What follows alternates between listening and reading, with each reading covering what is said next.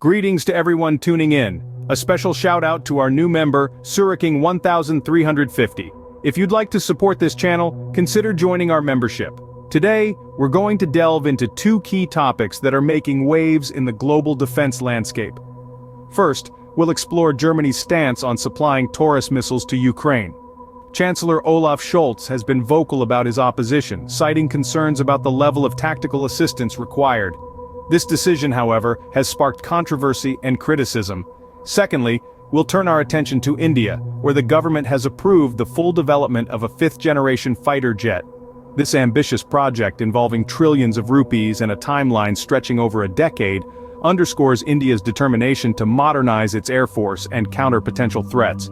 So, buckle up and dive into these topics with us, as we unravel the implications and significance of these events.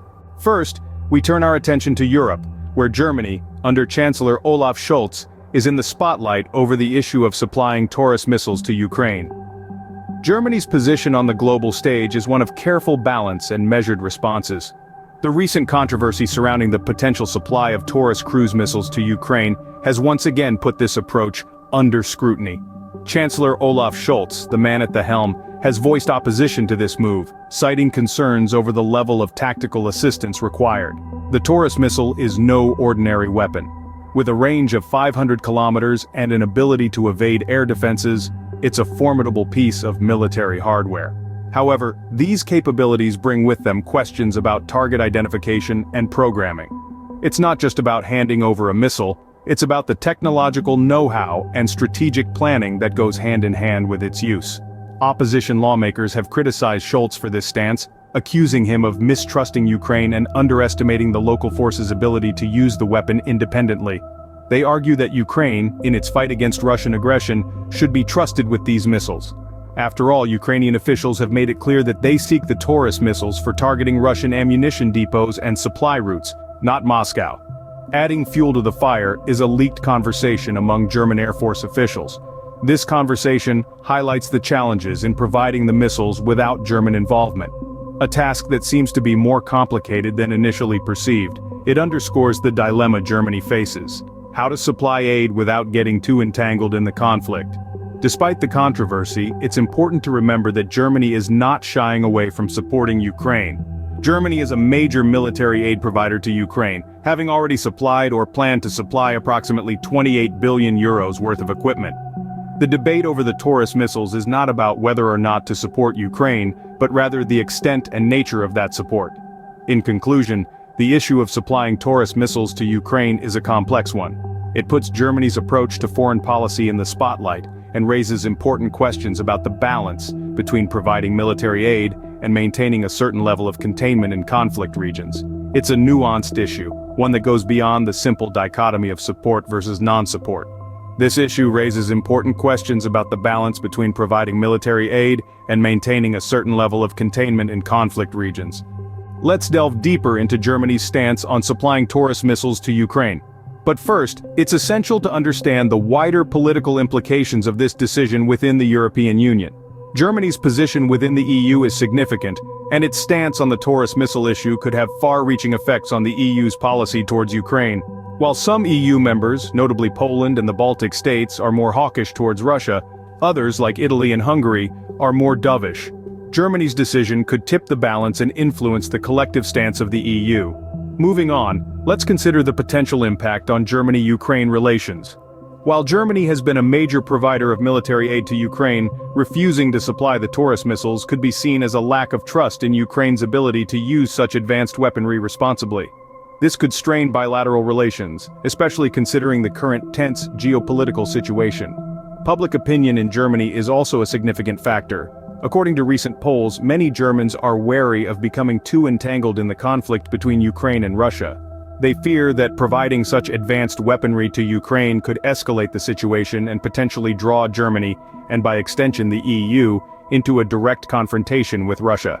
This fear, coupled with the traditional German approach towards diplomacy and military engagement, could further complicate the decision-making process. In conclusion, this issue is not just about missiles, but about Germany's role in global politics. It's about balancing the need to support a country facing aggression with the need to avoid escalating a volatile situation. It's about trust, diplomacy, and the careful management of international relations. It's a complex issue, and one that Germany, and indeed the world, will be watching closely. Moving on to Scene 4, our attention shifts to Asia, where India's Cabinet Committee on Security has approved the development of a fifth-generation fighter jet, the Advanced Combat Aircraft. This is more than just a new addition to the fleet. It represents a substantial advancement for India's air defense system. The Advanced Medium Combat Aircraft, also referred to as AMCA, is a significant endeavor that seeks to place India among the world's elite in advanced military aviation. The Indian government has set aside an astounding 150 trillion rupees for the design, development, testing, and certification of this fifth-generation fighter jet. The timeline set for this project matches its ambitious nature.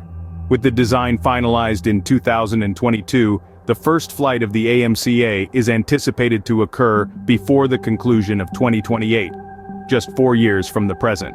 However, the Indian Air Force has more than just a maiden flight in mind. The objective is to develop 5 prototypes of the AMCA, with mass production potentially commencing in 2035. The Indian Air Force's vision for the AMCA is precise. They aim to deploy 7 squadrons of these stealth fighters. The initial 2 squadrons will be equipped with the Mk1 aircraft, while the subsequent 5 will contain the more advanced AMCA Mk2 with larger engines. The final clearance for operational use of the AMCA is to be obtained by 2040 or later. So why is the AMCA so crucial for India? Essentially, it concerns India's limited number of advanced aircraft and the looming threat of Chinese aggression. Through the AMCA, India strives to enhance its military prowess and fortify its defenses against possible. This is more than about creating a new fighter jet. It's about India asserting control over its security narrative. The initiation of the AMCA project in 2008 marked a significant step towards reinforcing India's defense capabilities. With the AMCA, India isn't just reacting to changing regional dynamics but actively influencing them. The AMCA project embodies India's determination to enhance its military capacities in light of shifting regional dynamics. This fifth-generation fighter jet signifies a new chapter in India's defense strategy, a chapter characterized by innovation, potency, and a distinct vision for the future. Having explored the broad strokes of India's ambitious fifth-generation fighter jet project, let's delve deeper into the complexities of this endeavor. The Advanced Medium Combat Aircraft, or AMCA, represents a significant leap forward for India's defense industry, but it also presents considerable challenges. The development of a fifth-generation fighter jet requires advanced technological capabilities including stealth technology, supercruise, advanced avionics, and network data fusion. These are areas where India has limited experience, and the country will need to invest heavily in research and development to bring this project to fruition. However, the AMCA project also presents significant opportunities. Successfully developing a fifth-generation fighter jet would catapult India into an elite group of nations with this capability. It could also spur innovation in the country's defense industry and foster the development of a robust domestic supply chain. Public opinion in India regarding this project is largely positive, with many viewing it as a symbol of national pride and a testament to India's growing technological prowess. However, some critics argue that the resources could be better spent elsewhere, especially given the country's pressing social and economic challenges. This project is not just about a fighter jet, but about India's aspirations in the global defense landscape. It represents a desire to be self-reliant in defense production and to secure a place among the world's leading military powers. The success or failure of this project will have far-reaching implications for India's defense industry, its military capabilities, and its geopolitical standing. Stay with us as we continue to follow this story and bring you the latest updates on the AMCA project. And as always, we welcome your thoughts and comments on this topic. Please remember to like, share, and subscribe to our channel for more in-depth analysis. Thank you for your continued support.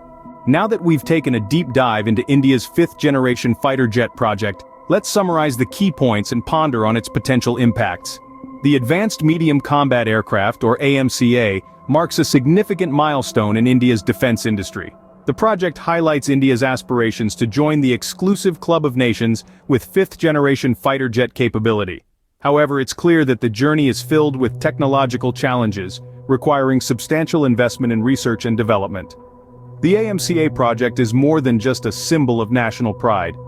It's a testament to India's evolving technological prowess, with the potential to stimulate innovation within the country's defense industry and lay the groundwork for a robust domestic supply chain.